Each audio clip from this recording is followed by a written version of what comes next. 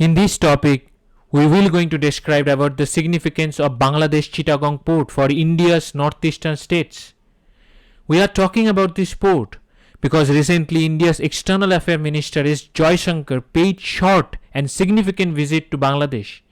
In that visit, Bangladesh Prime Minister Sheikh Hasina offered India to use Chittagong port to increase the connectivity for India's isolated northeastern states, particularly Assam and Tripura.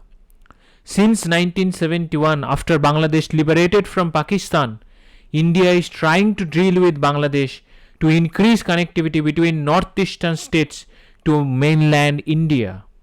In that effort, India tried multimodal approach that includes the railway, waterways and roadways, and the Chittagong is the part of it.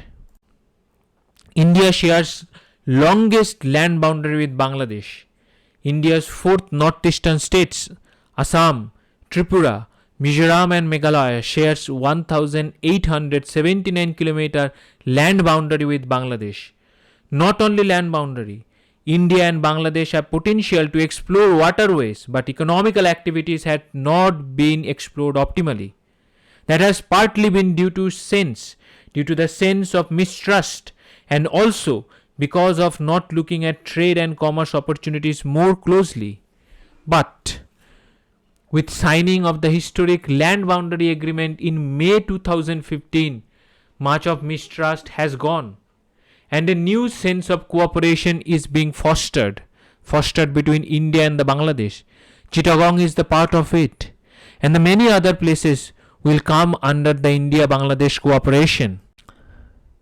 After 2014, since Prime Minister Narendra Modi came to power, India's Look East policy changed into Act East policy.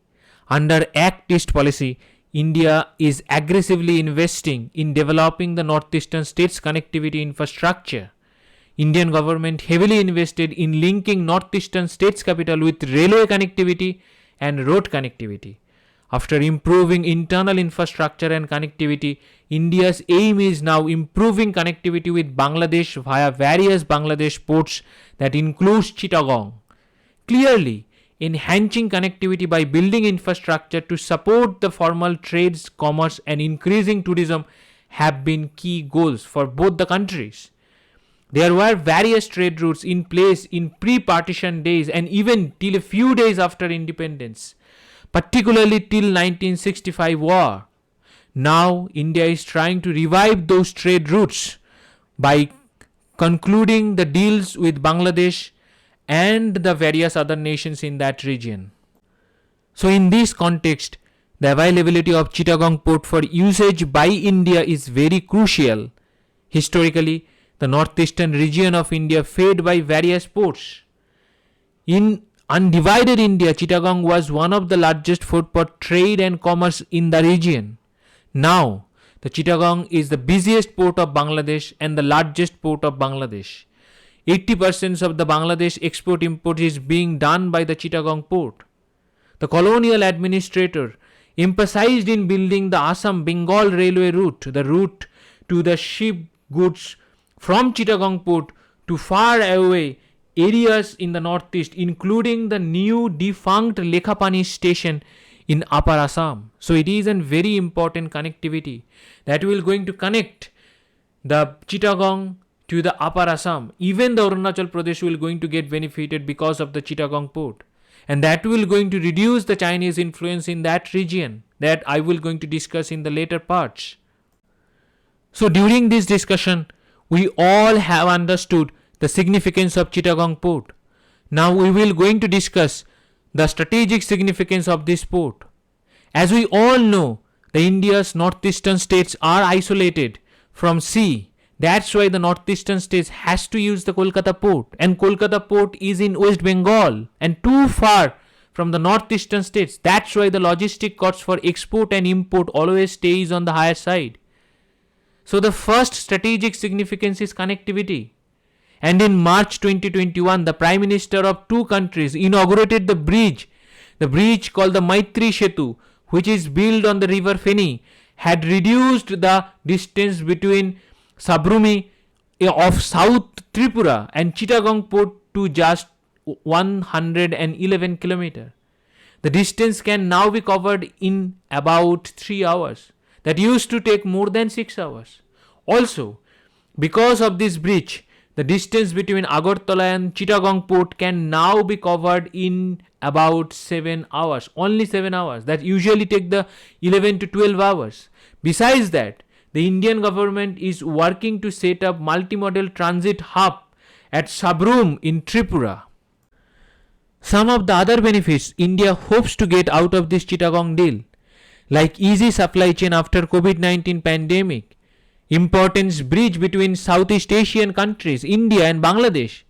Not only India, Bangladesh will also get several benefits, like fresh investment in logistics sector. New trade routes are expected to generate huge employment opportunities and give the benefits to the transport, finance and the insurance industries. It will also generate the greater revenue for the Bangladesh government. Apart from these benefits, this connectivity will lead to economic transformations of other Bangladeshi cities. Cities like Kumilla, Tamabil and Akhura as well. The main reason for India's Chittagong deal is the Chinese influence. India is trying to reduce the Chinese influence in the Indian Ocean region. Therefore, this deal is not only good for India but good for Bangladesh, because the India was trying to reduce the influence of the Chinese partners in that region, and the Chittagong port was the part of the China's string of pearls policy. Under the China's string of pearls policy, China was luring Bangladesh to develop Chittagong port and Dhaka port by giving them huge loan at high interest rate. At this moment in this world scenario, the India has gained its own leverage by pitching the peace for the Ukrainian debacle. The Indian Prime Minister told that in Ukraine war, there will be no winner. There will be no winner to win from this debacle. The world will perish. But this is the European problem to solve. Europe have to solve these problems of its own. The India is now trying to cement its position by luring its neighbor towards the economic stability. Like Sri Lanka have a massive economical problem. So India is trying to stabilize the Sri Lankan economy. India is trying to stabilize the Nepal economy, Bhutanese economy, Bangladesh economy by helping them, by stretching the hands of the help. Now, our today's question, the first question is, which company has designed India's first regional rapid transit system? The first option is DRDO, second option is HAL, third option is Alstom, fourth option is Siemens. The second question is, which union ministry implements the PM Mitra scheme?